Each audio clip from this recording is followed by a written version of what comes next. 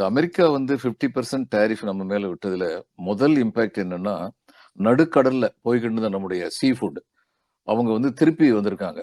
திரும்பி வந்ததுக்கு காரணம் என்னவா இருக்க முடியும்?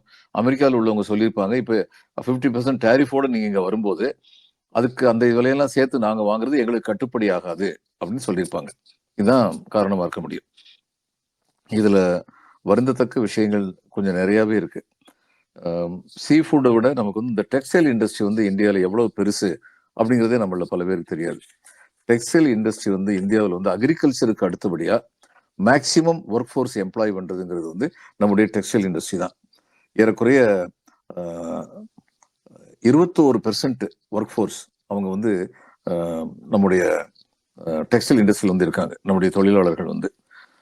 உலகத்துல வந்து டெக்ஸ்டைல் இது வந்து எவ்வளவு அப்படின்னு சொல்லி பார்த்தீங்கன்னா, வேல்யூ எவ்வளவுன்னு சொல்லி பார்த்தீங்கன்னா, 2022ல ₹1,43,550 கோடி மதிப்புள்ளது. அது ஏறக்குறைய 165 பில்லியன் யுஎஸ் டாலர்ஸ் சொல்லுவாங்க. இது 2030ல எப்படி ஆகும் அப்படின்னு கால்குலேட் பண்ணியிருக்காங்க. 3,04,500 கோடி ரூபாய் ஒர்த்து இது இருக்கும். யுஎஸ் டாலர் வழி சொல்லணும்னா 350 பில்லியன் டாலர்ஸ் அப்படின்னு சொல்லி சொல்றாங்க. இப்போ டெக்ஸ்டைல் அண்ட் அப்பேரல் அப்படிங்கிற ரெண்டு இருக்கு.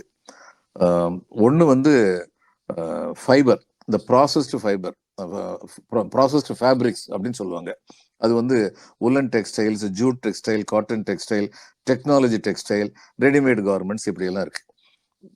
இந்த டெக்ஸ்டைலில் வந்து நான் ஏற்கனவே சொன்னேன், நம்முடைய ஜிடிபியில் 23% வந்து டெக்ஸ்டைல் வந்து 2.3% வந்து டெக்ஸ்டைல் வந்து கான்ட்ரிபியூட் பண்ணுது. 12% எக்ஸ்போர்ட் ஏர்னிங், நம்முடைய எக்ஸ்போர்ட் ஏர்னிங்ல மொத்தத்தில் 12% வந்து நமக்கு டெக்ஸ்டைல் இருந்து வர்றது. இந்த டெக்ஸ்டைல்ல வந்து ரெண்டு விதமா, டெக்ஸ்டைல்னு ஒன்று, அப்பேரல்னு ஒன்று சொல்லுவோம்.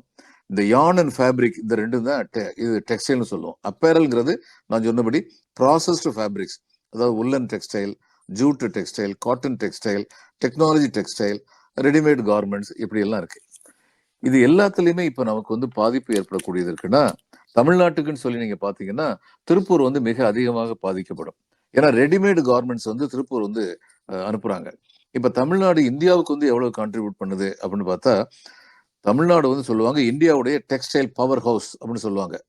ஏன்னா இந்தியாவுடைய மொத்தம் உள்ள காட்டன் யார்டு ப்ரொடக்ஷன்ல வந்து 40 விழுக்காடு தமிழ்நாட்டில இருந்து வருது. நம்ம ஸ்டேட்டுக்குள்ளன்னு சொல்லி பார்த்தா 14% ஏற்கனவே சொன்னேன். நம்முடைய மேனுஃபேக்சரிங் செக்டார்ல 14% டெக்ஸ்டைல் ரிலேட்டட் யூனிட்ல வந்து நம்ம வச்சிருக்கோம் இங்க.